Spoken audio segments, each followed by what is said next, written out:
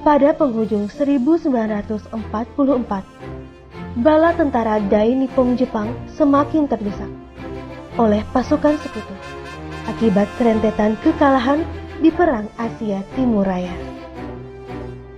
Menyadari hal itu, pemerintah Jepang mengambil tindakan darurat sesegera mungkin terhadap wilayah-wilayah pendudukan Jepang, salah satunya Indonesia. Pada 1 Maret 1945, Kumakichi Harada selaku jenderal pemerintah Jepang yang membawahi Jawa mengumumkan akan dibentuk suatu badan baru dengan nama Dokuritsu Jumbi Chosakai atau yang dikenal dengan nama Badan Penyelidik Usaha Persiapan Kemerdekaan, disingkat BPUPK. Sidang kedua BPUPKI tanggal 10 Juli 1945 hingga 17 Juli 1945. Kemudian, Insinyur Soekarno selaku Ketua Panitia Kecil melaporkan hasil kerjanya, bahwa Panitia Kecil telah menerima usulan-usulan yang dibagi menjadi 9 kelompok, yaitu meminta kemerdekaan selekas-lekasnya, mengenai dasar negara, unifikasi atau federasi, bentuk negara dan kepala negara, warga negara, usulan daerah, agama dan negara, pembelaan negara, dan usulan keuangan. Selamat pagi, salam sejahtera bagi kita semua. Yang terhormat panitia dan anggota-anggota Dokuritsu Jumbi Chosakai yang berbahagia. Marilah kita panjatkan puji dan syukur atas rahmat Tuhan Yang Maha Esa bahwa kita semua dapat hadir di sini tanpa halangan sesuatu pun. Saya sebagai ketua mengucapkan terima kasih yang sebesar-besarnya atas kehadiran tuan-tuan sekalian. Dengan sambutan saya ini, saya umumkan bahwa sidang BPUPKI yang kedua ini resmi dibuka.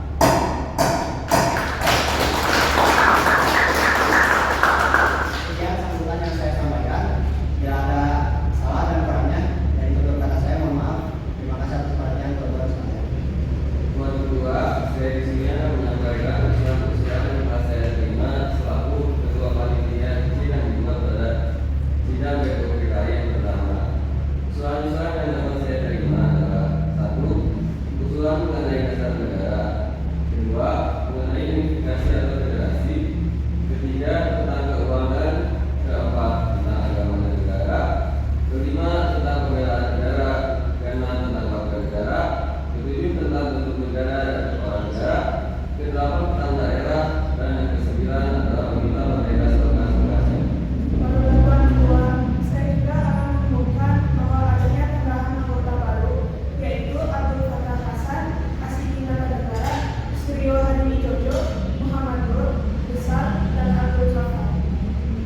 Saya mohon dari tuan-tuan anggota sekalian, oleh karena kita menghadapi saat yang suci, baiklah kita menghentikan cinta, supaya janganlah hati kita dipengaruhi oleh sesuatu hal yang tidak suci, tetapi dengan segala keikhlasan menghadapi keputusan bentuk negara yang akan didirikan, dengan hati yang murni dan tidak terpengaruh oleh sesuatu maksud yang tidak suci. Oleh karena itu, saya mohon kepada para tuan-tuan sekalian, kalau tuan-tuan berdiri di hadapan kehadiran Allah Subhanahu wa Ta'ala untuk meminta doa. Untuk itu, kita turuti dan saya minta marilah kita menghentikan cinta supaya mendapat pikiran yang suci dan murni dalam kehidupan. Bagi anggota yang muslim, mari kita membaca Al-Fatihah untuk memulai kesempatan BPUPKI yang terbaik. Sedangkan yang non-muslim berdoa sesuai keyakinan masing-masing. Berdoa mulai. Al-Fatihah.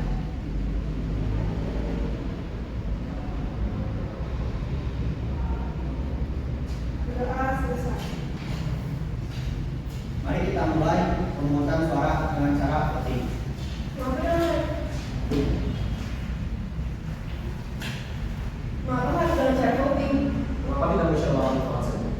Karena dengan voting kita bisa memutuskan masalah dengan adil. Kita juga dapat menghemat waktu karena kita tidak mengeluarkan kata-kata yang tidak penting.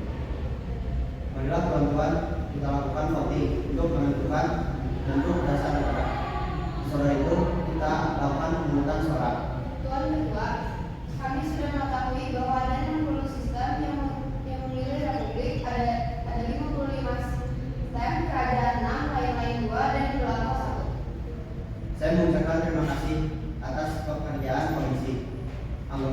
sekalian sudah mendengar bahwa telah dipilih oleh sidang Dr. Junbi Sakai yang kedua kali ini, yang melahirkan 64 sistem ialah yang 55 republik, 6 kerajaan, 1 belangko, dan 2 lain-lain.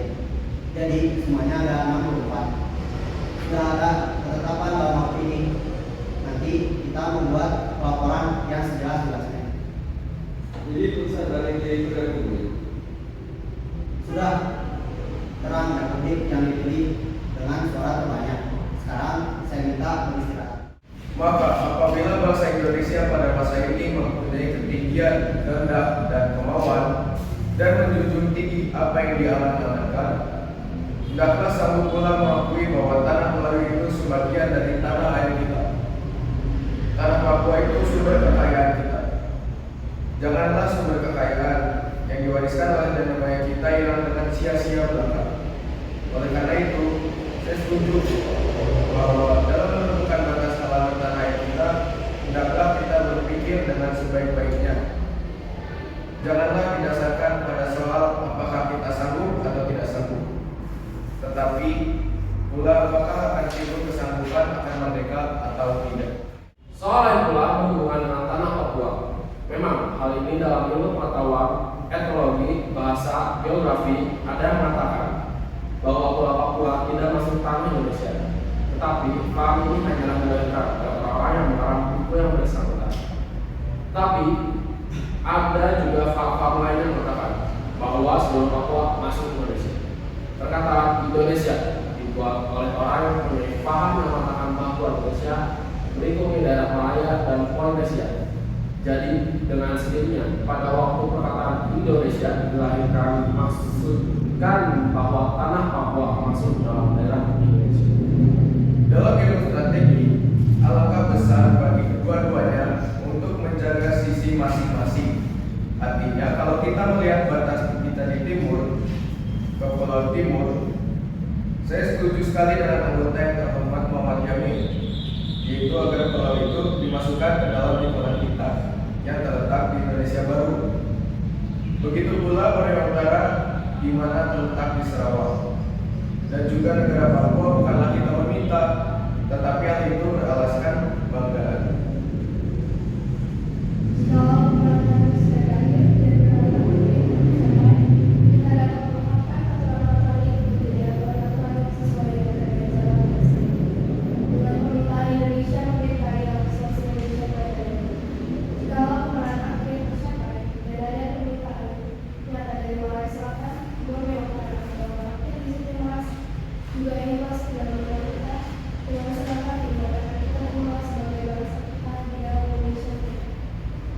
Bagaimana jika kita menambahkan Malaya?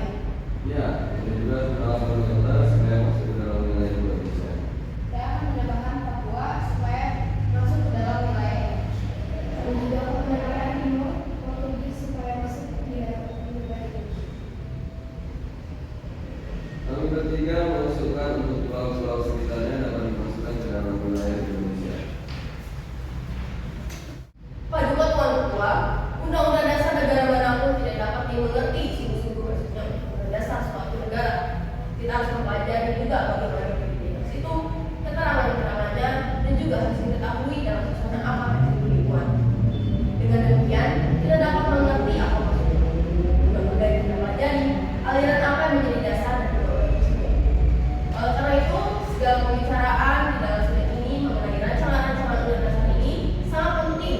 Oleh karena segala pembicaraan di sini menjadi material, menjadi bahan yang historis, bahan interpretasi untuk menerangkan apa yang dimaksud dalam undang-undang dasar. Naskah undang-undang akhirnya diterima dengan bulat pada sidang kedua BPUPKI tanggal 16 Juli 1945. Sidang kedua BPUPKI ini telah mengingatkan kita akan perjalanan bersejarah yang membentuk bangsa. Melalui perdebatan dan dialog, kita telah menjelajahi pandangan yang beragam, namun tetap menjaga semangat untuk mencapai persatuan. Dari sana, perjalanan menuju proklamasi kemerdekaan pada tanggal 17 Agustus 1945 terwujud. Menjadi bukti nyata semangat dan usaha yang tak kenal lelah dari para tokoh bangsa. Mari kita jadikan momentum ini sebagai pengingat bahwa hanya dengan saling mendengarkan dan bekerja sama, kita dapat membawa Indonesia menuju masa depan yang cerah.